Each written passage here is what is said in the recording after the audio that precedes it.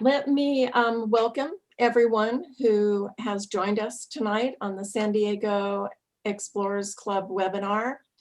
I'm very thankful to our executive committee who has, especially to David Dolan, who is our vice chair of programs, for making these webinars happen. I want to make sure that everyone knows that this webinar is going to be recorded. It's a little bit different from a normal Zoom meeting in that we have disabled the chat, so that's not available for anybody to use.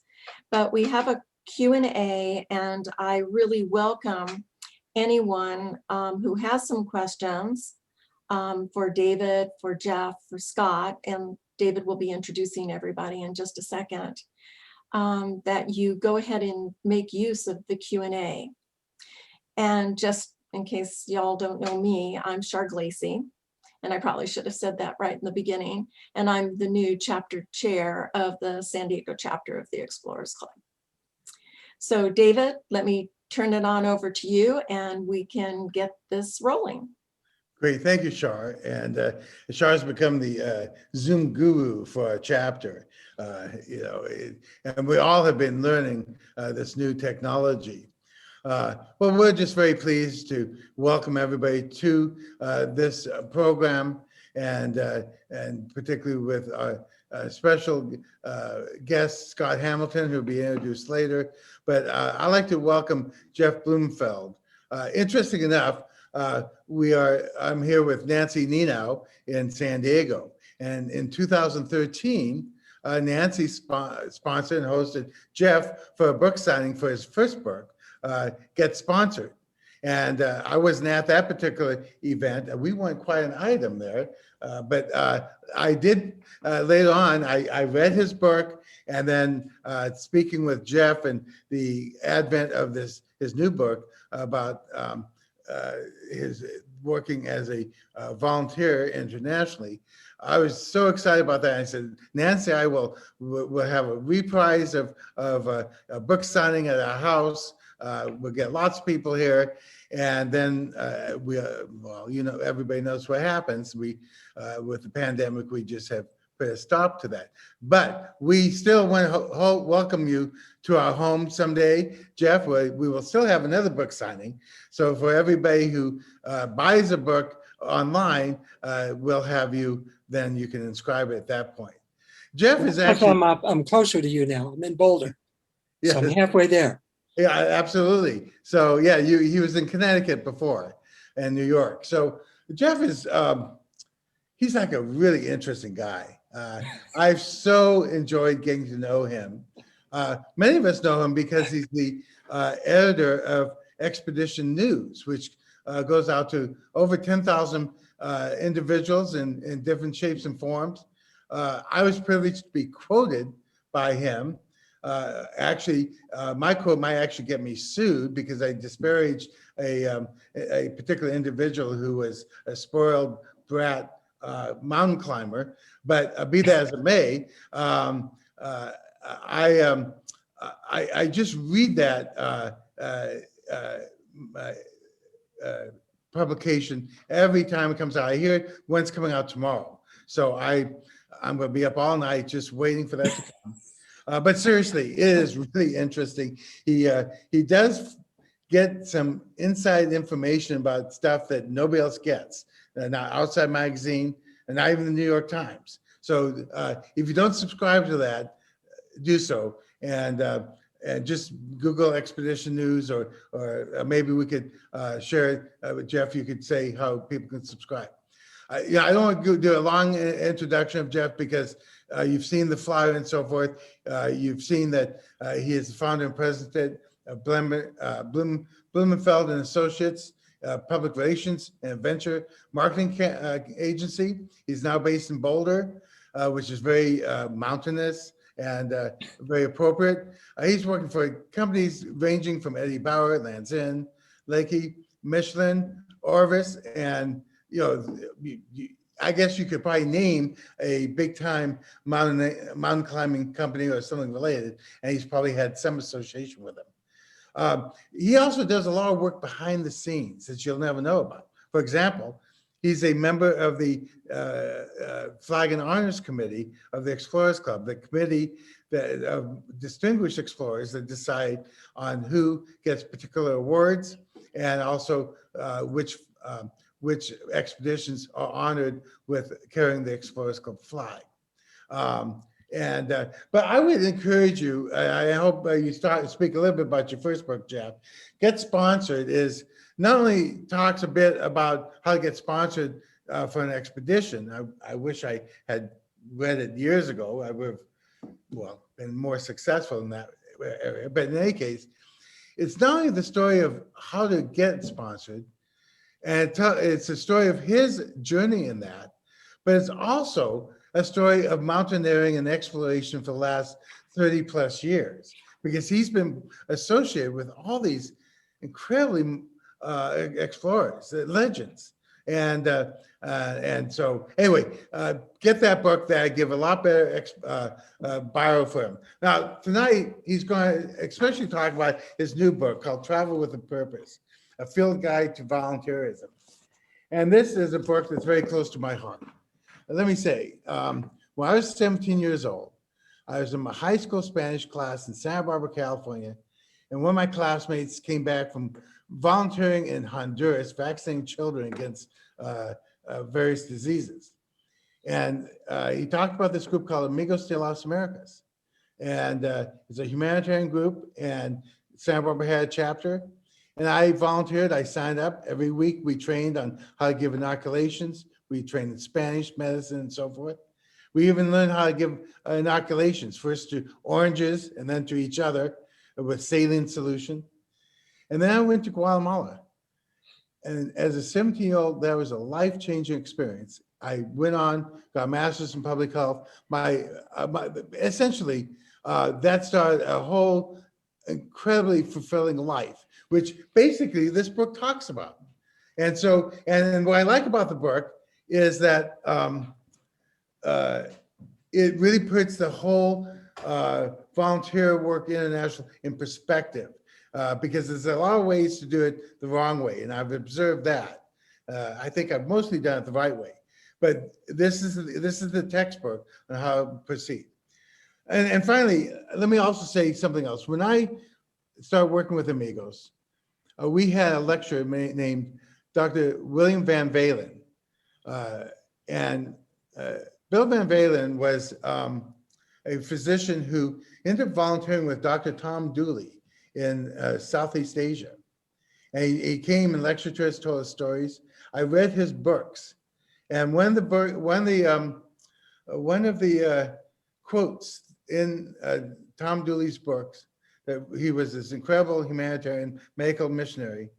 He said, he spent some time with Dr. Albert Schweitzer. He said, Albert Schweitzer wrote to him and said, you will only find happiness if you seek and find how to serve.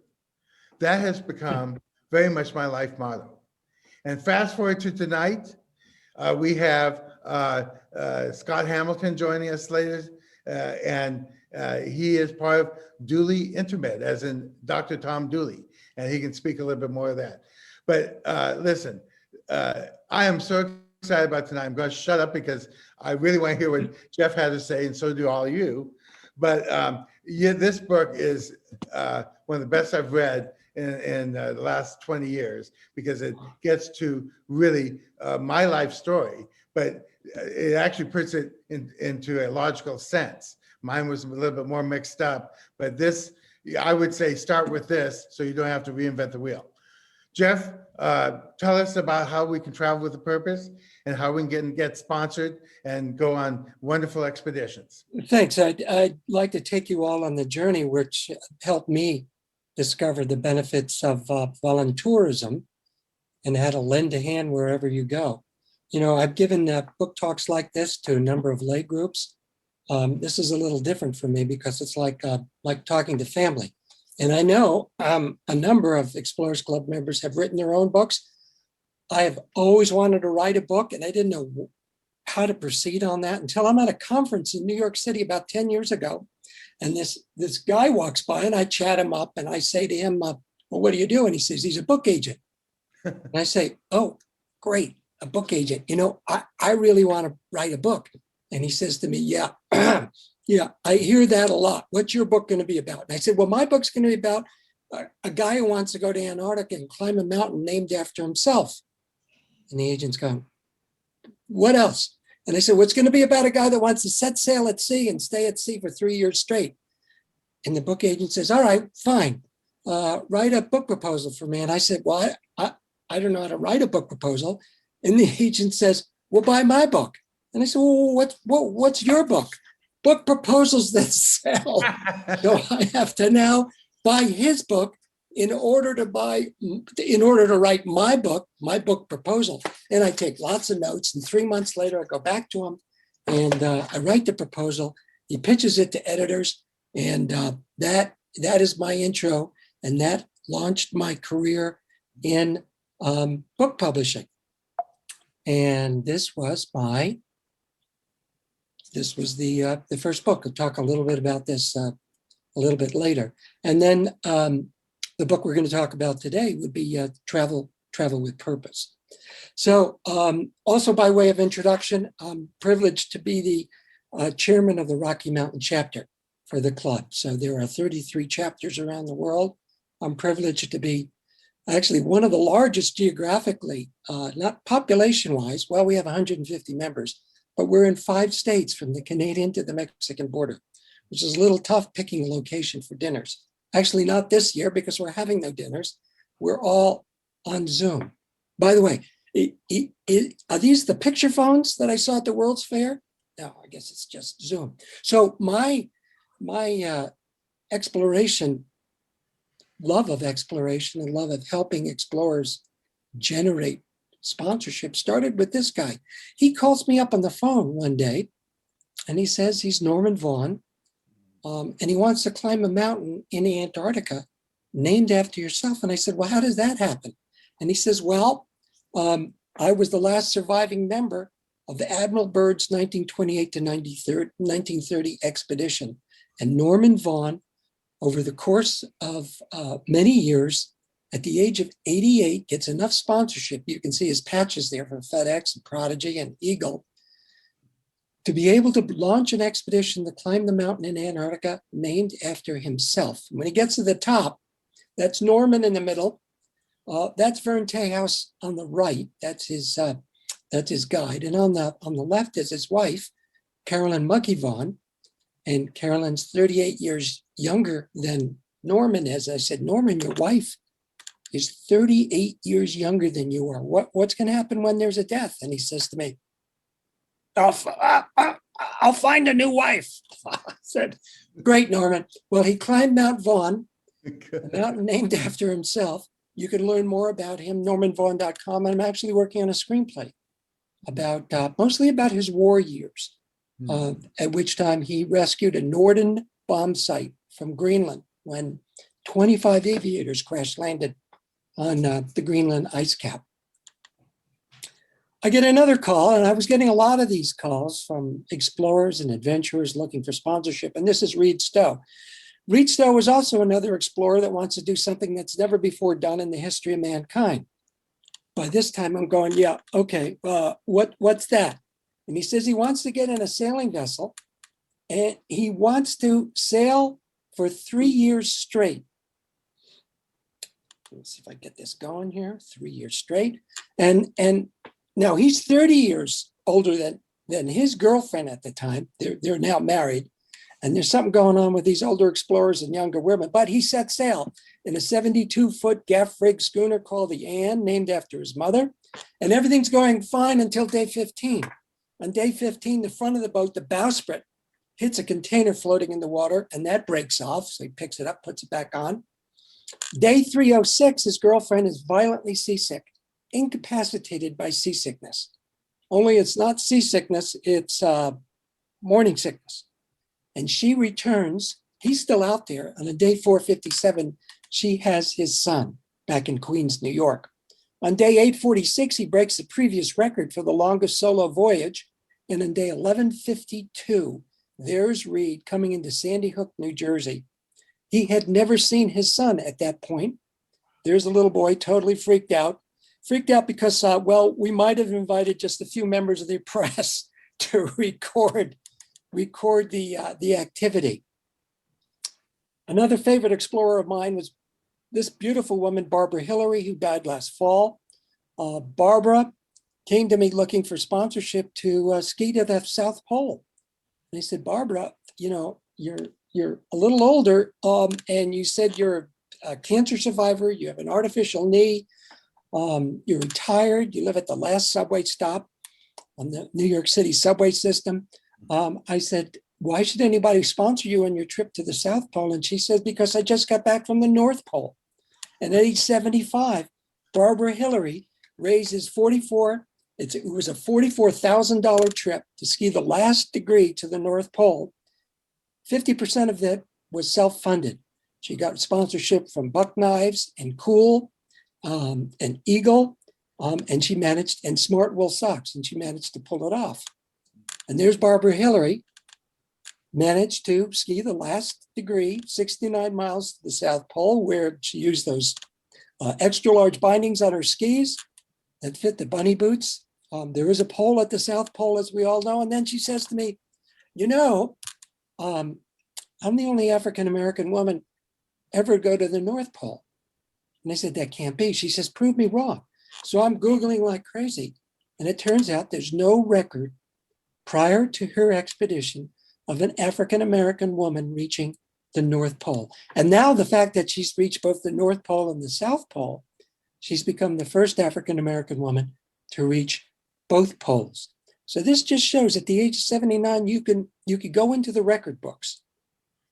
Of course, what really impressed me was that she got her picture up at Katz's Delicatessen. Now that's very impressive. So at this point, you know, when I talk to a lay audience, they say, well, what's left to explore? Everything's been explored. And I said, well, there's still mysteries that are out there. And I show them this camera, which is similar to the folding pocket Kodak FPK. It's this camera that they still don't know where it is. This camera was known to have been carried to the top of Everest by Mallory in 1924. He disappears. His partner, Sandy Irvine, disappears. They find Mallory's body, no camera. And so they went out and they looked for this camera. And last I heard that it's just nowhere to be found on Everest. That's a mystery. I teach a class at Colorado University. I show them this picture to the 20-year-olds in the class, and it's just have no clue who this is. And this relates to another mystery of what happened to Amelia Earhart.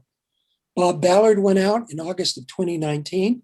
He was quoted as saying, you know, nobody knows if the Loch Ness Monster is for real, but we do know that there's a Lockheed Electra somewhere out there. Well, he didn't find it.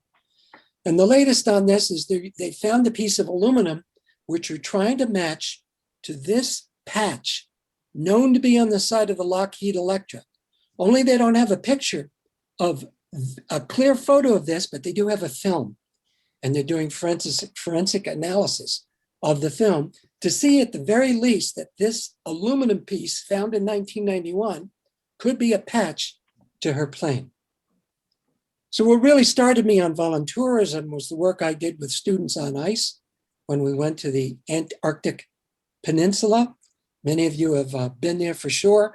When I talk to a lay audience, they say, how big is the ship? And I say to them, quite honestly, not big enough. It was 65 high school students, 20 chaperones. It was a 278-foot Russian research vessel. And you want to know how small you are? Take a selfie next to a glacier like this. And there we are in Zodiacs. Every day we went ashore. And this is a humbling experience to see a penguin site like this with 10,000 screaming, pooping penguins. It just had me sold on voluntourism right then and there, because I went as a chaperone on this trip. And what I like to say is when you go to Antarctica, it's tough to take a bad photograph. It's like Jackson Hole. If Jackson Hole had a seashore, it's like if you need a screensaver on your computer, go to Antarctica. This is 11 o'clock at night. we had a saying called a FOMO, fear of missing out. You didn't want to go to bed because you might miss another pod of whales in Antarctica. So take a note of studentsonice.com. When this pandemic is over, they will likely continue their scholarship program for smart high school students. And it was a life-changing experience for me. Another life-changing experience for me was volunteering as director of communications on the Dooley Intermed Gift of Sight expedition. I remember with Scott Hamilton on the screen with us, meeting this young lad. And Nepal, population 28 million, 30% live on less than $14 per person per month. And if you're blind in Nepal, it's practically like a death sentence. And for many of the people who are blind in Nepal, they're blind for no other reason than they have cataracts, which here in the States is a fairly simple overnight operation. But in Nepal, it progresses to the point where you're trying to look past two dark stones in your eye. So we went to Nepal, Scott and I, and a superstar group of superstar ophthalmologists. We also had assisting us were Buddhist monks. When we got to the villages, we were inundated with people presenting themselves with all kinds of maladies. But we wanted to make sure that we pre-screened them with a lazy eye chart. That's what we're doing here. And we're trying to pre-screen who was a good candidate for cataract surgery, which we were prepared to do overnight. My favorite story is Chinja. She was 65 and she's carried into the camp piggyback style by her son. She likes to walk around barefoot so she can feel the ground. And she was blinded by cataracts. And the next morning, these are stoic people. If you can get a smile out of them, it's all the reward in the world for me. And Scott, you might add your reflections of the Nepalis that regained their sight. They're fairly stoic, were they not? They're very stoic. A few of them were very emotional about the difficulties of being blind. But when they recovered their sight, they were like, hey, wow, this is neat. Usually it was the family members that were the happiest because they didn't have to take care of the blind person anymore. Because when you have someone who's blind in the family, it affects the entire family. So really, when you give sight to one of the patients, you're really helping the entire family out. And this was a simple iPhone panorama shot of some of the patients that we helped through this effort. And Dooley Intermed is what's your latest project there, Scott? At Dooley? Right now, we're building a full service eye hospital down near the border of India. It's the largest project we've ever taken on in our history. And we're on target to open it this year. Should be able to take care up to 100,000 patients per year. And we'll take everyone regardless of ability to pay, sliding scale. And how can people learn more about Dooley? What's the? DooleyIntermed.org, or you can shoot me an email and I'll fill you in.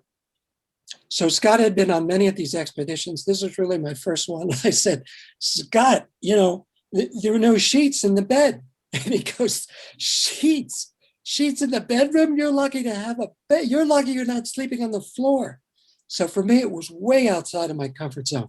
But again, another example of how voluntourism really has changed my life. And I can't wait to get back out there. So that's the journey that I've been on and doing research for this book. As of 2014, there were 1.6 million active US volunteers in the States.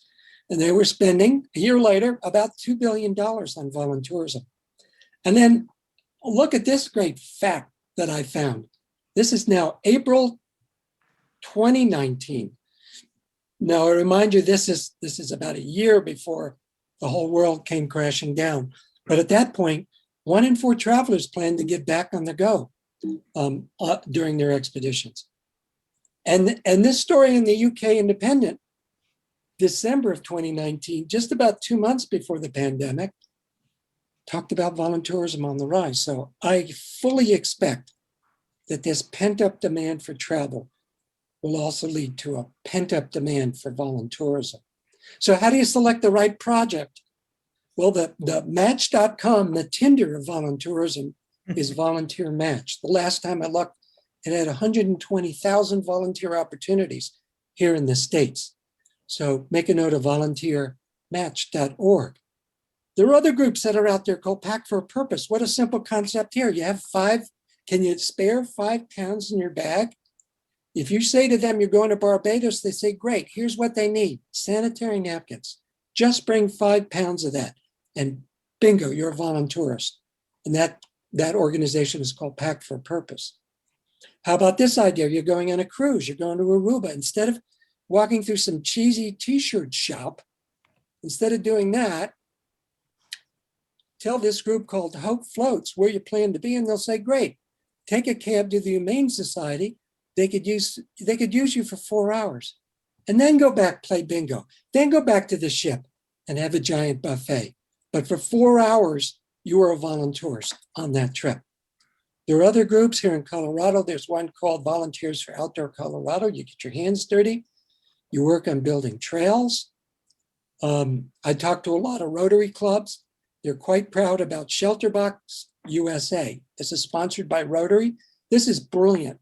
Wherever there's an earthquake or another disaster, they create these emergency kits. You can see the Rotary logo right there, and it's just brilliant. It's got everything the family needs to get back on their feet, including something to keep the kids busy while the parents are trying to get their lives back after a disaster. And plus they can use the box and the mosquito nets, cooking equipment as they continue forward. I also tell people that when you become a volunteerist, don't expect that you're going to be able to walk around like a pirate at the Florida Keys Wild Bird Center. They don't let you near the animals until they know who you are and until you've been properly vetted. But if you want to go down there and help out and clean out cages, they're fine with that, as I did during this. Then, under the assumption that you don't really need a passport to be a volunteerist, I went to Las Vegas, where I met this beautiful woman who puts together baby bundles. She learned that a baby went home in her father's sweatshirt because the family didn't have enough money for a car seat or a baby blanket. And she says, that's got to stop. And she created this organization that creates 60 bundles for newborn babies every month. And this woman at Lighthouse Charities in Las Vegas, you think about Las Vegas pre-pandemic, and you think it's this rich city, but you get off the strip and there's a lot of poverty that's going on. And so Lighthouse Charities serves 170,000 people as of 2016, probably more now because of the pandemic. And then food banks all over the country. I volunteered packing onions in bags, and they have to pull together 10,000 after school meals prepared by 100 to 200 volunteers every day. A little tough now because many of their volunteers come from conventions that come into town. But I expect this to be fully back and up to speed once those vaccines kick in. And on the weekends, they pull together these what they call their Backpack for Kids program. And I asked them, and I said, Chef Boyardee in a can, sweet chocolate milk, fruity snacks, salty salt. I said, is this really that healthy? And she goes, Jeff, some kids have nothing to eat between Friday afternoon at school and Monday morning. They said, yes, this goes a long way. And they create 6,500 of these backpacks for kids to pull them through the weekend. So for fundraising for your voluntourism project, this couple on the right pulled together a Valo Moon wedding donations. They asked for wedding donations in lieu of gifts. Another woman in Norwalk said she did a topless car wash. I said, a topless car wash? She goes, yes, big sign, topless car wash. And I said, well, how's that work? And she goes, well, we can wash the whole car, but we can't get to the top. So we're not going to wash the top of the car. She raised $5,000 in a weekend in Norwalk, Connecticut. You can get matching donations from employers, crowdsourcing opportunities through GoFundMe, and local business sponsorships. Now, here's what I learned from Scott. Scott would say, I would go like this, which I'm always picking my face, he says, get your hands away from your mouth. Or I'd rub my eyes. And this is before pandemic and washing hands. You drink only bottled water and hot cooked food. You got to get all the inoculations. And there's a group called Passport Health that will help you with that. The monkeys are extra cute. Don't go near them. Same with cats. Same with dogs. Don't pet the dogs. There are cases where visitors to Nepal would get rabies and actually die because they're bitten by unvaccinated dogs. You want to be situationally aware. Don't walk down the street wearing your Rolex. Ditch your AirPods. Get your earphones off. Kathmandu is a city that wants you dead. You're walking down the street. There's a big hole in the sidewalk. There are electrical wires hanging from everywhere. There are electric generators everywhere powering stores. I don't want to be Debbie Downer here, but you just have to be, you'll be fine, but you have to be situationally aware and just in case, get medical evacuation insurance. And these become your best friends. This is Purell was important for every explorer way before the pandemic. We were bathing in this stuff. And then I highly recommend Dire Rescue, which is cow colostrum, because I pulled a real rookie move. I forgot what Scott taught me is that the expedition is not over until you put the key in your door and arrive back home. That's when the expedition ends. So I was in the Kathmandu VIP lounge, hadn't had fruit for 10 days. And I thought to myself, it's in plastic. What possibly could go wrong? Well, let me tell you, it kicked in great distress somewhere over the North Atlantic. So you're off to great places. Today's your day. Your mountain is waiting. So after this pandemic, get on your way. That's from the great philosopher, Dr. Seuss. And what I like to say is lend a hand wherever you go. So what I'd like to do at this point, and there's information on Expedition News. Scott, if you'll tee up, we have a trailer to show you from the volunteer effort that took place in Nepal. When I saw this trailer, I knew I had to be part of this expedition. So Scott, why don't you tee this up while I go get the link? Sure. This is going to be just a short, like a 2.5-minute trailer of an expedition we made to an area of Nepal known as the Forbidden Kingdom in Mustang. You have to go up the Kali Gandaki Valley and cross 2 Himalayan passes to get onto the Tibetan Plateau. We went up there with a group of monks for almost a month, transported the gear on ponies to go up there and to conduct a series of 13 eye camps in remote villages, and at the end to gather all the people in need of surgeries in one place and do sight restoring surgeries. So that was my my second eye project. It was a little bit crazy. In fact, the monks, when I first proposed it, they said, "You're crazy." You know, Mustang is very far, very difficult. And I said, "Yeah, exactly." So yeah, if you got it teed up, just go ahead and roll it, Joe. Yeah, just a minute. Here we go. Oh, I'm getting good at this.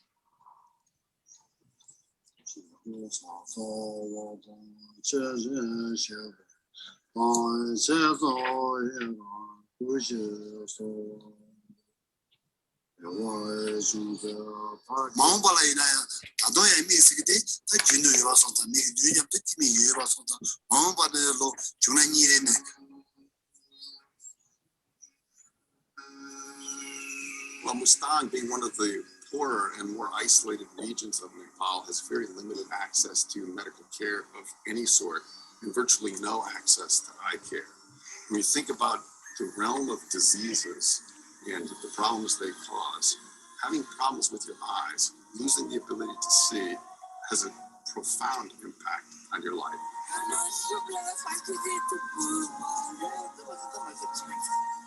There's not too many doctors you could go to and say, hey, are you willing to fly a bush plane to a remote mountain strip, ride horses for 3 days over 13,000 foot mountain passes, and do surgeries in a remote and dusty, windy region of the Forbidden Kingdom? So it's a lot crazy, and maybe even borderline insane.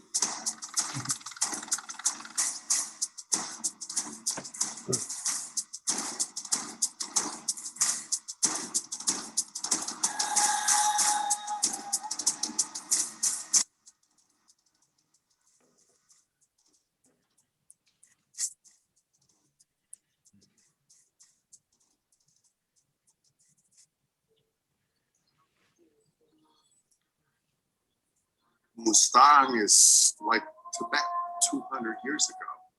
And to try and reach the people in this highly dispersed area, living out in remote settlements and camps, was a neat chance for us. Living a kind of an insulated life as we do, surrounded by technology, to leave all that aside and go out with simple tools for the most part and examine so many eyes and help so many people.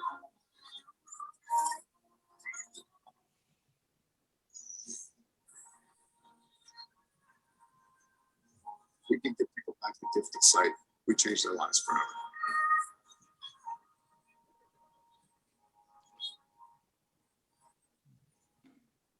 Thanks. That was a little herky jerky. There's a version on Vimeo that runs a little more smoothly. So sorry about that. I got interested in eyes. I had done a series of medical projects in the Ganesh and Rolwaling Himal. And then the first eye project I did was 2010. And it really, it shook me because I realized what a profound difference we could make in people's lives on an ongoing permanent basis. We can do a cataract surgery for about $15. We can take a kid who can't see and give them back eyesight with corrective lenses for about $1.50. So that for me was a life-changing moment. And since then, I've dedicated most of my projects to eyes. There's been some research expeditions as well. But it's the most cost-effective medical intervention that exists outside of immunization, doing something with the eyes. 80% of visual impairment can be prevented or cured if you get to it in time. So when you think about something that's going to make a profound difference in a person's life, giving them back their eyesight is huge and lasting. Has there been any follow-up with any of those patients? There has been, the team we work with, we always go with a local team. We never do these things alone. I think that's why a lot of other projects fail. There had been one group who'd gone to Mustang previously. They did 17 surgeries. And we go up and we saw actually more than 20% of the entire population of the area, including nomadic yak herders and just all kinds of people. So that's because we went with the monks, and the monks knew the people, and the people trusted the monks, and they also worked as our translators and interpreters. We also took a team from the Himalaya Eye Hospital in Pokhara. So they're very culturally aware and very capable in those kinds of circumstances.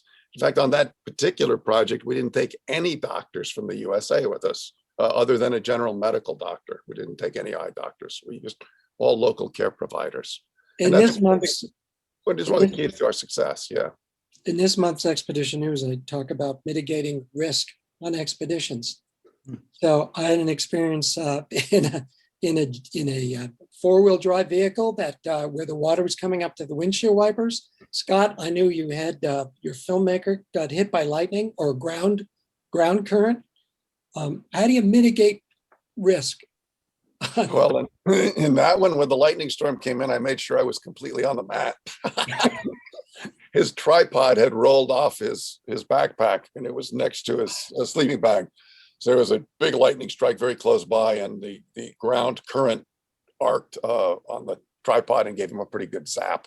On our last project in Nepal, we flew through a lightning storm, and then as we landed on the runway, we hit a jackal with the airplane. So kind of interesting. So you mitigate this stuff to the extent you can, and the rest of it is part of the adventure. As part of the adventure, when we landed in Johnson, there was a wreck of an aircraft along the runway. Yes, That. yes. That was a Yeah. pilot error. He decided to go around and didn't have enough room between the canyon walls to make the turn. So that was a lousy ending to that particular trip. And I wrote in the book, when we're coming into Johnson, I was a little nervous about flying in Nepal, but the pilot had gloves on. So I took that as a good, I took that as the fact that he knew what he was doing for that. Well, You should ask my wife about her first helicopter ride in Nepal. Apparently the pilot had a girlfriend he was teaching how to fly. So she was there with tube top and Ray-Bans and stuff. And every time she sort of lose control, the pilot would take it back. And so that was an interesting trip too. well, these sound like great stories now, but at the time they're pretty terrifying. They can be. Oh, well, They're exciting, but if everything goes right, you don't have any really great stories to tell when you get back. And these things do get embellished over time. And it really is. It's part of the adventure. And you just have to roll with it. The other thing is that no matter how carefully you plan these trips, things immediately start to go wrong. And planes don't go, the road washes out, the monsoon rain comes in, there's a general strike, there's protests, and that's just part of it too. If you just hang with it, you always manage to work around it somehow. And once you understand that you can kind of work around it and have the right team, which is important, then you just kind of go with the flow and find a way to make it happen. well, we promised to get everybody out at 7 Pacific. So with a few extra minutes, let me share with you some advice on how to generate funds for your expedition based on my first book. Just a minute. I'll screen share just a minute. I hit the wrong one. Wait. Oh. See, you think you're pretty slick with this Zoom stuff. And then hold it. Then 1 second. I think you're pretty slick. Okay, corporate sponsorship for view slideshow. Oh, it goes back to the first. Okay, we're gonna have to do it like this. Just a second. Sorry. Corporate for slideshows, right there. Oh, it didn't go back to the, okay, corporate expedition. Well, if you're not Christopher Columbus, you actually, if you are Christopher Columbus, he received sponsorship from Queen Isabella. I had to try 3 times before he got any sponsorship funding. And this guy may look like a race car driver. It's actually Will Steger, a member of the club, who is a master at generating sponsorship revenue, in this case from Thinsulate, Shackley, and Land's End. So why do we even need sponsors? Well, you've got some alternatives. You can pay for it yourself, like the late Steve Fawcett did. You could win a grant, like the Explorers Club Discovery Grant. You can win an award. You can marry rich, hit the Powerball. That's hard to do. You can not go, or you can convince a corporate sponsor you can deliver value. And it doesn't matter really who the money is coming from. Sponsorship is a means to an end. So the benefits of expedition sponsorship to the sponsors, got to look at it from the sponsor's point of view. They can demonstrate product performance in extreme conditions. Sponsors can benefit from the public fascination with adventure. Think about Into Thin Air. It's cost efficient. It's less expensive than sponsoring golf or tennis. It's less costly than advertising, and it can help generate awareness. And sponsors can do special events. Yoram Krupp was the host of a special event for Helly Hansen. And Will Steger worked with 3M Thinsulate. And what are the benefits of commercial sponsorship to us, to explorers? Well, money. You can also tap into sponsor resources.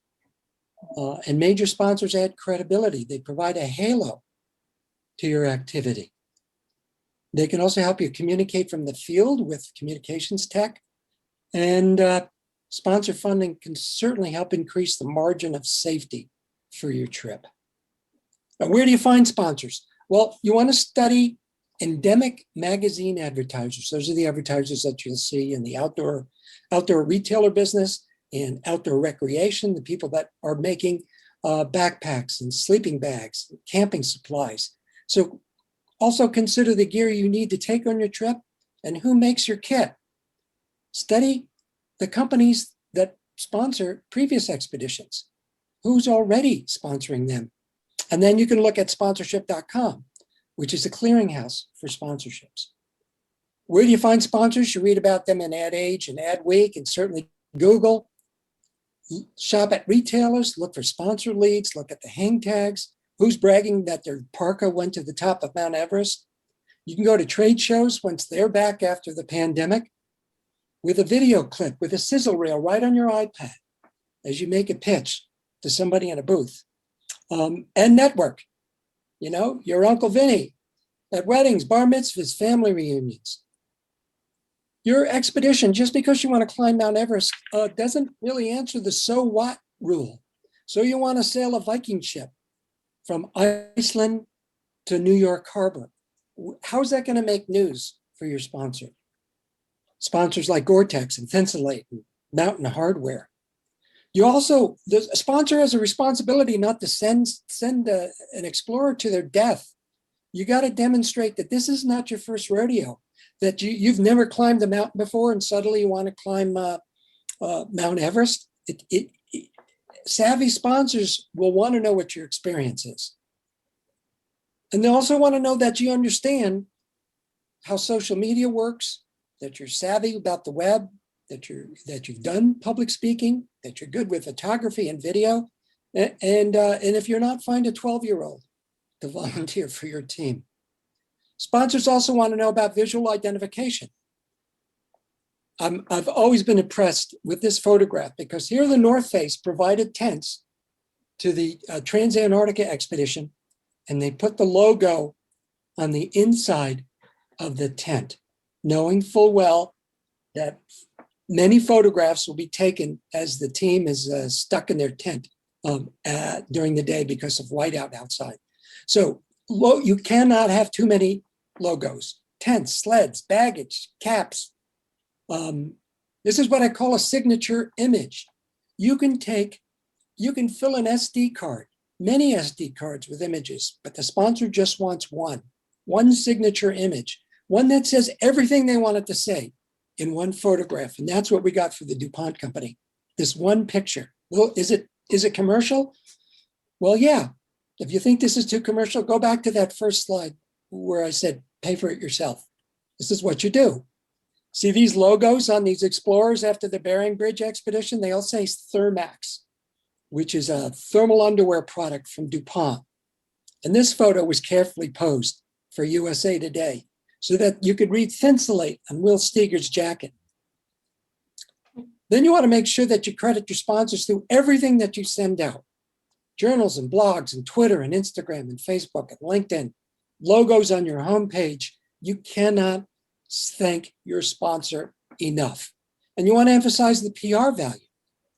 Here's Eric Weinmeier in Newsweek magazine, a huge hit for, if you can read that, Mountain Hardware and Allegra. That is a huge payoff for those two sponsors of his expedition. And then want to extend the PR value of the expedition. This is the polar capsule that was left at the North Pole. DuPont offered a $5,000 reward. 3 years later, it was found, and DuPont got another hit of exposure because of the polar capsule that was left at the North Pole in 1986. And of course, you want to consider sponsorship logistics. Are you being paid in kind or are you being paid cash? Cash is always better. Don't spend 6 months trying to get a half dozen pair of socks. It's just not worth it. Buy your own socks so you're not beholden for anyone for a pair of 6 socks. And sponsors will do that. They'll send you gear and expect the world from you. You want to negotiate liability coverage and appearance days. The sponsor will want to make sure you're not promoting another sleeping bag company. The sponsor will also ask for payment schedules contingent upon milestones. They're not going to pay you up. No smart sponsor is going to pay any explorer up front. They'll step their payments based on performance. Like, did you get a climbing permit? Great, here's 20%. Your agreement needs a termination clause, and also you have to talk about photo and video rights. And after the expedition, don't disappear. Because the way not to get sponsorship in the future is by disappearing. Send them an immediate wrap-up report, tell them how their products performed, send them all the publicity results that have come out, develop plans for your next project before the honeymoon is over, visit with the sponsor, show up in their trade show booths, say thank you, thank you, thank you. Convince them that the best decision they ever made was sponsoring you. So here's a sled that looks like a race car, and that's how the game is played. Finally, under promise and over deliver. So there's the contents of a 400-page book and 30 years of experience. And I'll turn it back to Dave. Well, let me say, Ooh. that's a great summary, but it's no substitute for the book. Because the stories in your book are these, I mean, truly the legends and the behind the scenes stories of getting all these sponsorships. It's really interesting, and I highly recommend it. We'll make a couple comments. One is,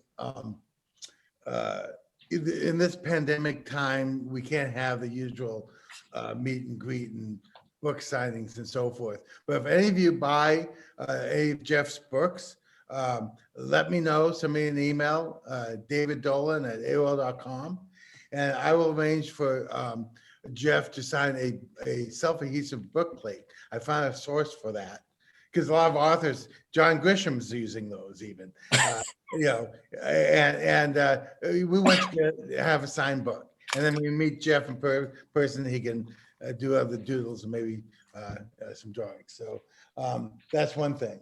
I want to ask a question of everybody on the screen here, Shar and Jeff and Scott. I have 3 questions that are very brief because we're running out of time, I see. But number 1, and we'll just take these in turn.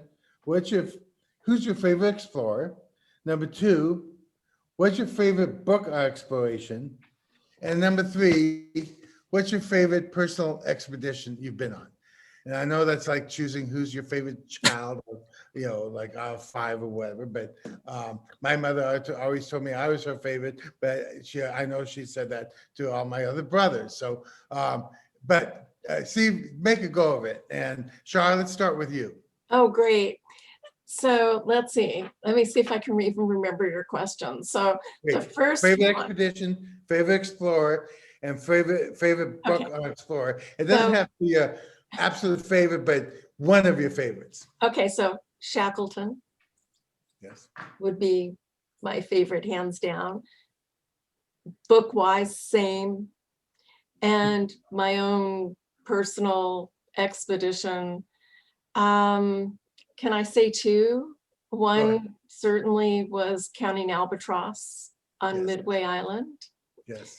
And the other was in Myanmar. And I have some certainly concerns right now for Myanmar with everything that's going on with the military. But we were there to search for a downed World War II plane in the Burma Hump.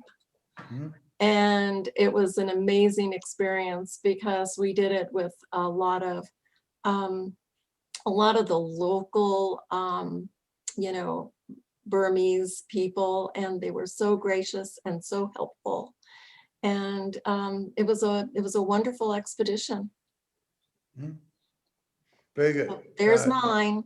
Scott, favorite explorer, favorite expedition, favorite. Favorite explorer, that's really hard to pin down, but let me just I'll throw out Eric Shipton. And Yes. one of the reasons I like Shipton is he liked to keep it relatively simple. And he did some pretty adventurous stuff. Yep. Let's see. Favorite book, I don't remember the exact name of it, but it's the Everest book by the British fellow Captain Noel, when they went back in the early days and were trying to explore a route to Everest and had to go up into Tibet and around the north side. It's just an incredible story of exploration. I remember their doctor died on that trip, amongst many other things. My favorite expedition, that's also really, really, really hard to pin down. I guess one would be a small boat expedition we did down in Patagonia, but probably if I had to pick my favorite of all time, it would be that expedition with the monks when we went into Mustang for a month and we're restoring site. That was an epic trip, and it was especially epic because we were with the monks, and so we got to see things and go places and experience things that no tourist could possibly have access to, and it was like living in the Man Who Would Be King movie. It was really cool. Yeah. Yeah. Well, I'll have to say one of my favorite expeditions I've read about is yours that you led some years ago to climb Kilimanjaro to do high altitude oxygenation review and study and that sort of thing. And I've toyed with the idea of going back. I've climbed Kilimanjaro numerous times, and I love the mountain. Of going back as a double lung transplant recipient and to research high altitude impact on that. So I have actually read your flag report, Scott. So it's very exceptional. So, okay, Jeff. Well, my two favorite books all deal with Shackleton. One is South, of course, legendary book South, and the other is Endurance by Alfred Lansing. So I really poured myself into that expedition, learning as much as I could. And a big thrill for me when I was in Antarctica was being able to go to Elephant Island and seeing, which is like, what's for breakfast? Penguin. Okay, we had penguin for breakfast. What's for lunch? Penguin. Let me guess what's for dinner. Until the penguins migrated off, and then it got serious. Yep. So, and then the Nepal trips, I went twice. And both were just awe-inspiring in their own different ways. And my two favorite explorers are ones that I've met. Will Steger really opened my eyes to exploration in 1986 when I worked closely with him. And then, of course, Norman Vaughan for his simple persistence. And he just everything I did with it. Tell in the book about we went to the oyster bar in Rockefeller in Grand Central Station, and we had a horseradish and cracker eating contest. See who could survive eating raw horseradish on crackers. Well, of course, he beat me because he eats pemmican. So I lost that battle to, at that time, an 80-year-old. So these are just, I'm such an exploration groupie and privileged to be part of the club. Oh, yeah. Well, thank you. Those are great answers. And I'm just going to quickly say mine. It's hard to say favorite explorer, but it's kind of a toss up between Shackleton and Wade Davis, who's a contemporary of ours. And Wade continues to inspire me in so many ways. I would have to say I'm going to say books. One is Carolyn Alexander's wonderful book called The Endurance, Shackleton's Legendary Antarctic Adventure, a picture book using Hurley's photographs. When I got the Sweeney Medal in 2018, Carolyn Alexander was in the audience, and she came up and spoke with me, and then later sent a copy of a book beautifully inscribed to me, and it's one of my treasured possessions. In terms of favorite, let's see, I'm getting lost myself. So explorers, can I just cheat a little bit? I just loved Dr. Alan Counter and the way in which he revealed more information about African Americans in exploration. And we lost him way too soon, but what a precious, wonderful individual.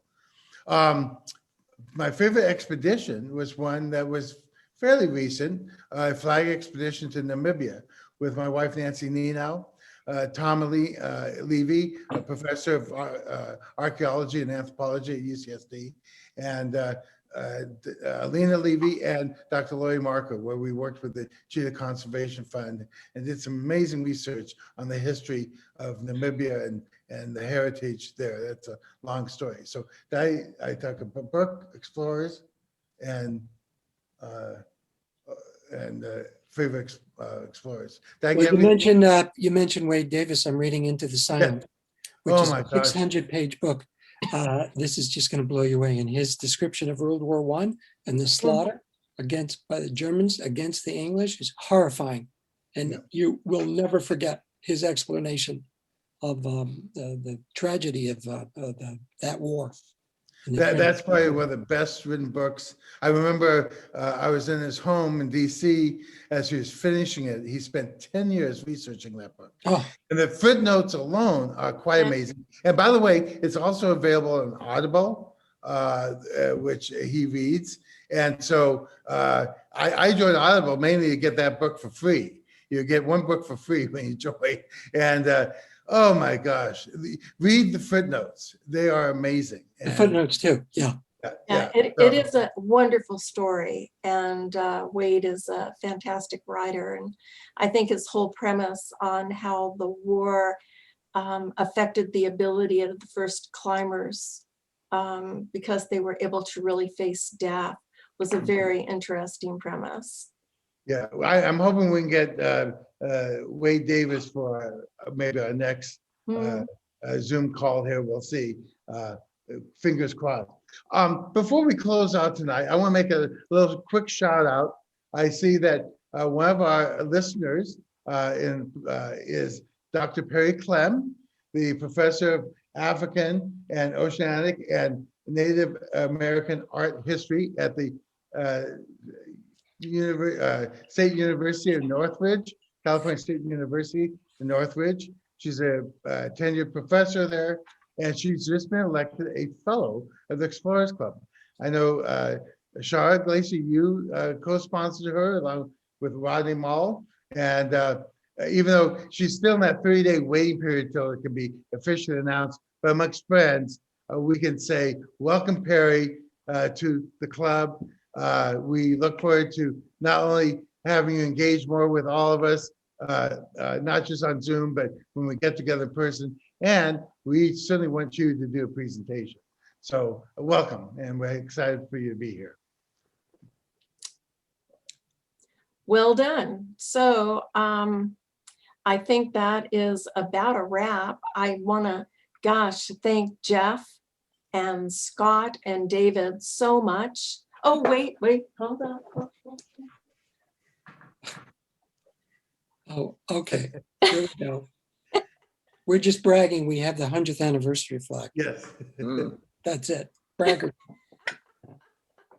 Right on my desk. Oops.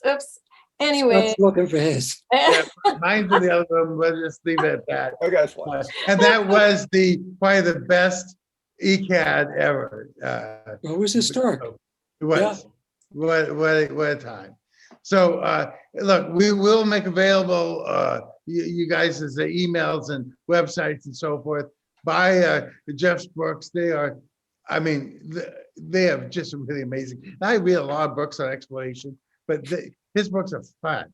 Thank And you. so please avail yourself of those. Fabulous. Well, thank you, everyone. Thanks, guys. And, I'm My going to pleasure. stop the recording, and thank you, everybody that joined us tonight. We really appreciate it, and hopefully we'll see you all at our next one. Okay. Bye, everybody. Bye. Thanks. Thank you. Bye.